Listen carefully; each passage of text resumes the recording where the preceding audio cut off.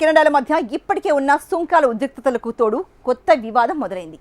ఇప్పటిదాకా అమెరికా నుంచి పొందిన ప్రయోజనాలకు ప్రతిఫలాన్ని చెల్లించకపోతే గోర్డీ హోవే ఇంటర్నేషనల్ వంతెనను బ్లాక్ చేస్తామంటూ కెనడాను హెచ్చరించారు డొనాల్డ్ ట్రంప్. నిర్మాణ ఖర్చులో సగమైన అమెరికాకు చెల్లించాలని లేదా బ్రిడ్జిపై ఇరు దేశాలకు సమాన యాజమాన్య హక్కులు ఉండాలని స్పష్టం చేశారు. నడా తమను కాదని చైనాతో వ్యాపారం చేసేందుకు ఆ దేశం మొగ్గు చూపడాన్ని ఆయన తప్పుపట్టారు. దీనికి వారు మూల్యం చెల్లించుకుంటున్నారు అంటున్నారు. తాజా వివాదంతో ఇరు దేశాల మధ్య మరింత దూరం పెరిగింది. డొనాల్డ్ ట్రంప్ రెండోసారి అధ్యక్షునిగా ఎన్నికైన తరువాత ప్రపంచ దేశాలతో గిల్లి కజ్జాలు పెట్టుకోవడం తెలిసిందే. ఈ క్రమంలో ఎంతో కాలంగా అగ్రరాజ్యంతో సన్నిహితంగా ఉన్న దేశాలు కూడా దూరమవుతున్నాయి. ఈ క్రమంలో పొరుగు దేశం కెనడాను కూడా వదలడం లేదు. కెనడా నుంచి దిగుమతులపై 25% సుంకాలతో అమెరికాతో సంబంధాలు దెబ్బతిన్నాయి. కెనడియన్లు అమెరికన్ వస్తువులను బహిష్కరిస్తుండగా ఇంధన సరఫరాపై ప్రభావం చూపుతూ రెండు దేశాల మధ్య ఆర్థిక, రాజకీయ విభేదాలు పెరుగుతున్నాయి. కెనడా తమ షరతులకు అంగీకరించకపోతే తమ దేశంలో 51వ రాష్ట్రంగా ఉండేందుకు అంగీకరించాలని గతంలో ట్రంప్ వ్యాఖ్యలు చిచ్చురేపాయి. ఈ మాటలు కాస్త అప్పట్లో జస్టిన్ ట్రూడో ప్రధాని పదవి పోవడానికి కారణమయ్యాయనే విమర్శలు ఉన్నాయి. అయితే మార్క్ కార్నీ కెనడా ప్రధాని పదవి చేపట్టిన తరువాత అమెరికాతో కాస్త కటుగానే వ్యవహరిస్తున్నారు. అమెరికాకు అనుగుణంగా తమ దేశ ప్రయోజనాలు తాకట్టు పెట్టేది లేదని గతంలోనే స్పష్టం చేశారు. అమెరికా విధించిన సుంకాలకు ప్రతిగా ఆ దేశం మీద 25% సుంకాలను వసూలు చేస్తోంది కెనడా. అమెరికా తమ పట్ల అవలంబిస్తోన్న వైఖరి పట్ల గుర్రుగా ఉన్న కెనడా క్రమంగా చైనాకు దగ్గరవుతోంది. గతేడాది అక్టోబర్లో కెనడా ప్రధాని మార్క్ కార్నీ చైనా అధినేత జిన్పింగ్ తో సమావేశం కావడంతో ఇరు దేశాల సంబంధాల్లో నూతన అధ్యాయం మొదలైంది. గత 8 ఏళ్లలో చైనాలో పర్యటించిన తొలి కెనడా ప్రధానిగా మార్క్ కార్నీ రికార్డుకెక్కారు. తమ దేశాల మధ్య వాణిజ్య బంధం బలోపేతం చేసుకోవాలని నిర్ణయానికొచ్చారు. చైనా నుంచి దిగుమతయ్యే ఎలక్ట్రానిక్ వాహనాలపై టారిఫ్లను 100% తగ్గించనున్నట్లు మార్క్ కార్నీ ప్రకటించారు. కెనడా వ్యవసాయ ఉత్పత్తులపై చైనా ఇప్పటికే టారిఫ్లను 84% నుంచి 15% తగ్గించింది. కెనడాతో సంబంధాలను మరింత ముందుకు తీసుకెళతామని జిన్పింగ్ స్పష్టం చేశారు.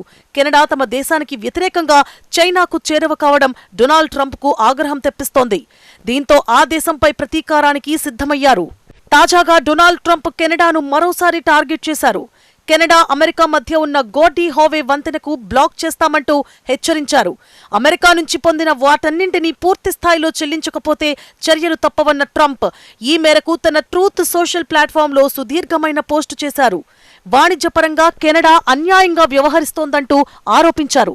ఎన్నో ఏళ్లుగా తమ దేశం నుంచి పాల ఉత్పత్తులను దిగుమతి చేసుకోవడానికి కెనడా వసూలు చేస్తోన్న సుంకాలు ఆమోదయోగ్యమైన రీతిలో లేవని ట్రంప్ మండిపడ్డారు. అమెరికాను కాదని చైనాతో వ్యాపారం చేసేందుకు ఆ దేశం మొగ్గు చూపడాన్ని ఆయన తప్పుబట్టారు.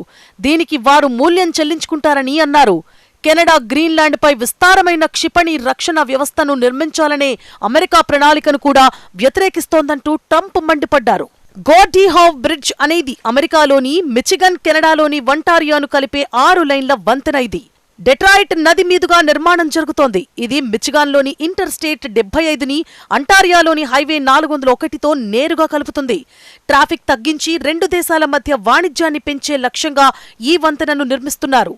అయితే 2014లో అప్పటి అమెరికా అధ్యక్షుడు ఒబామా తెలివి తక్కువగా ఆలోచించి ఈ బ్రిడ్జ్ నిర్మాణానికి కావలసిన మినహాయింపులు ఇచ్చారని ట్రంప్ విమర్శలు చేశారు.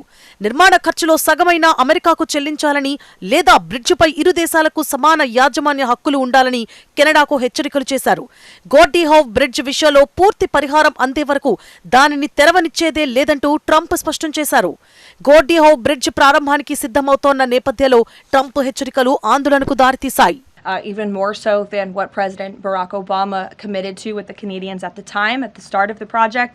He also believes that the U.S. should own at least half of the bridge, have shared authority over what passes across it, and participate in the economic benefits generated by its use. This is just another example of President Trump putting America's interests first, and so he made that very clear in his call with Prime Minister Carney earlier today. అంతకుముందు గాజాలోని శాంతి ఒప్పందాన్ని అమలు చేసే క్రమంలో America అధ్యక్షుడు Donald Trump ఏర్పాటు చేసిన ఈ piece బోర్డుకు కెనడా సమ్మతి తెలపకపోవడం కూడా ఇరు దేశాల మధ్య చిచ్చుపెట్టింది. బోర్డ్ ఆఫ్ పీస్ లో చేరాల్సిందిగా ట్రంప్ కెనడాను కోరారు. అయితే ఆ బోర్డుకు అత్యధిక మొత్తంలో చెల్లించడానికి తాము సిద్ధంగా లేమని తెగేసి చెప్పేశారు. దీంతో కెనడా కృతజ్ఞత లేని దేశమంటూ నిప్పులు చెరిగారు. తమకు సహకరించని దేశాలను గుర్తుపెట్టుకుంటామని వ్యాఖ్యానించారు. తమ వల్లే ఆ దేశం మనుగడలోకి వచ్చిందని, ఇప్పటికీ తామే ఆ దేశానికి ఆధారమని ధ్వజమెత్తారు. దీనిపై కెనడా ఘాటుగానే స్పందించింది. మార్క్ కార్నే మాట్లాడుతూ తమకు స్వతంత్ర ప్రతిపత్తి ఉందంటూ ట్రంప్ వ్యాఖ్యలకు కౌంటర్ ఇచ్చారు. తాము ఎవ్వరి మీద ఆధారపడి బతకడం లేదని, కెనడియన్లకు ప్రత్యేకమైన జీవన స్థితిగతులు ఉన్నాయన్నారు. అమెరికా వల్ల కెనడియన్లు జీవించడం లేదు, ఎందుకంటే మనం కెనడియన్లం అని స్పష్టం చేశారు.